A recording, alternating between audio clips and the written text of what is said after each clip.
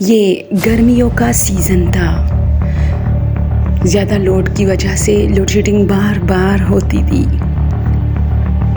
गर्मियाँ अपनी उरूज पर थी। हमारे घर में चूंकि जनरेटर का कोई निज़ाम नहीं था,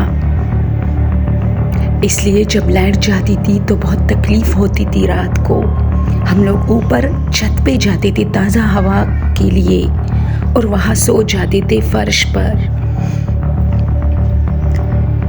हमारी नींदें बहुत डिस्टर्ब हुई थी।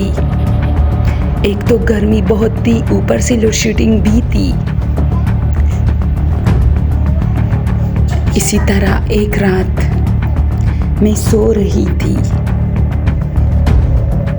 मुझे सख्त गर्मी का एहसास हो रहा था, लेकिन चूंकि नींद का गलबा बहुत था, नींदें पूरी नहीं हो रही थी, इसलिए मैं गुनूदगी के आलम में थी। अचानक मेरी आंख खुली। मैंने देखा कि मेरी बहन जो मेरे साथ वाले बेड पर थी वो नहीं है।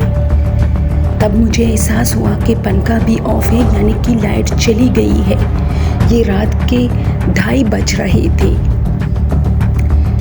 मैं काफ़ी उदास हुई, मायूस हुई, उठी कि ऊपर जाऊं, लेकिन चूंकि मुझे वॉशरूम की ज़रूरत थी, इसलिए पहले मैं वॉशरूम गई।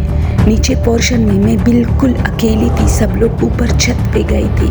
अचानक मुझे अपने पीछे से किसी की कुसर कुसर की आवाज़ सुनाई दी। मैं वॉशरूम से भागी। भागते हुए वो चीज़ मेरे पाँव से भी टकराई, जिसकी वजह से मेरे पाँव बहुत ज़्यादा ज़ख्मी हुई।